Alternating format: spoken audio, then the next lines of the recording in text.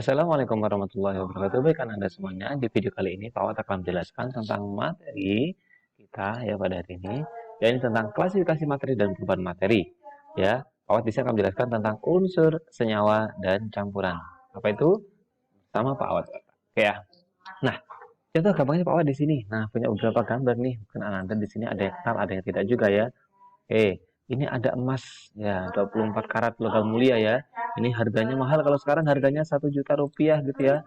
Ini ada uang sama juga tapi harganya 500 rupiah. Ini ada cincin emas, ada emas gerakan pramuka itu ya. Nah, kalau kita lihat di sini hampir semuanya sama, tapi kok kenapa harganya berbeda? Nah, pasti ada sesuatunya ya. Yang pasti adalah ya penyusunnya itu pasti yang berbeda. Jadi penyusun dari zat-zat yang ada 5 ini semuanya pasti penyusunnya berbeda. Nah, kita akan belajar lebih lanjut nih tentang penyusun-penyusun dari zat ini.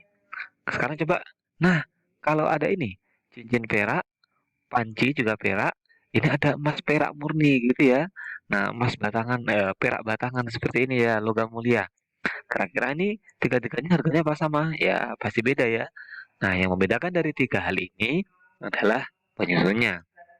Maka dari itu kita belajar unsur, apa sih sebenarnya unsur itu? Nah, unsur adalah zat tunggal yang tidak dapat dibagi lagi menjadi bagian lebih sederhana.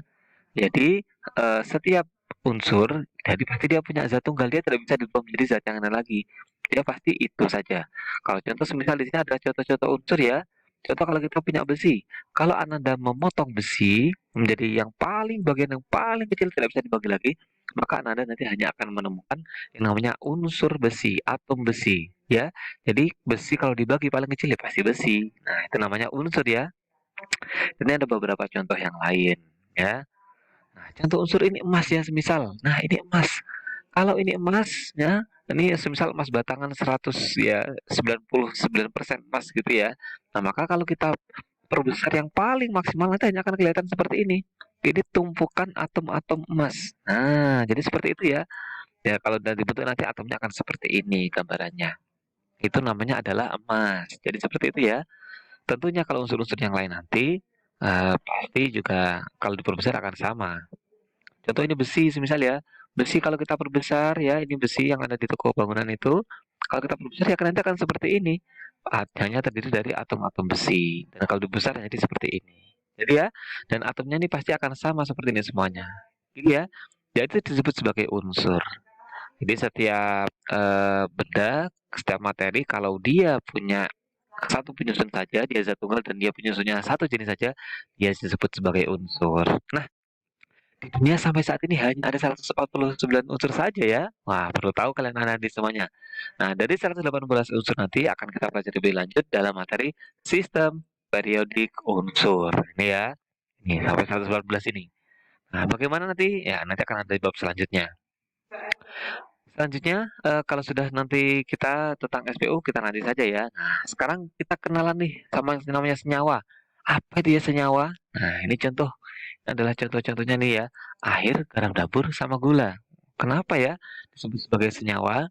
Nah, disebut senyawa karena senyawa merupakan zat tunggal, sama-sama zat tunggal nih, ya sama kayak unsur tadi, sama-sama zat tunggal. Tapi zat tunggal dalam senyawa itu ternyata bisa diuraikan menjadi beberapa unsur, gitu ya. Ini contoh ini air, gitu ya. Air ini ternyata kalau kita pecah lagi dia bisa menjadi oksigen sama hidrogen. Wah, ternyata ini penyusunnya ada dua, oksigen sama hidrogen. Karena penyusunnya bukan satu seperti unsur tadi, maka ini disebut sebagai senyawa. Oke, kita cek mungkin ada beberapa senyawa yang lain lagi ya. Nah, kita cek di sini nih.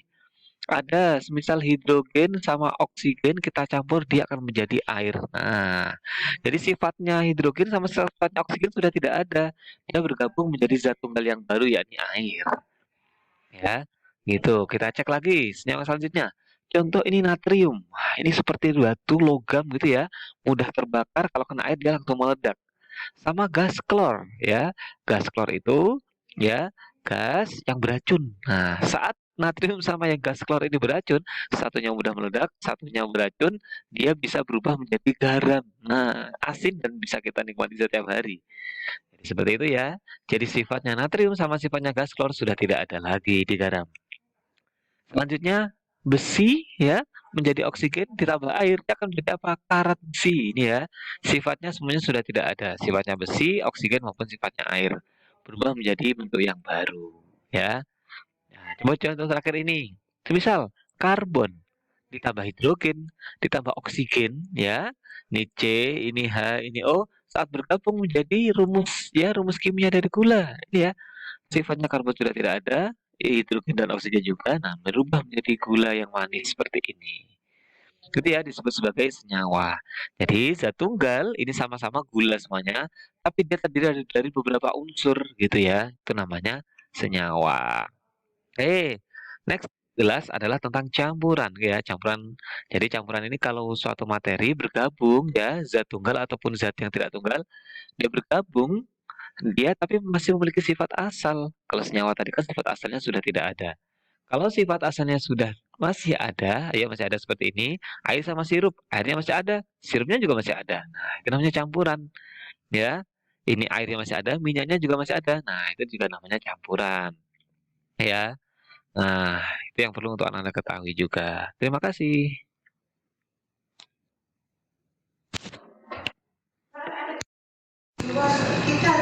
Kalau gitu kenapa?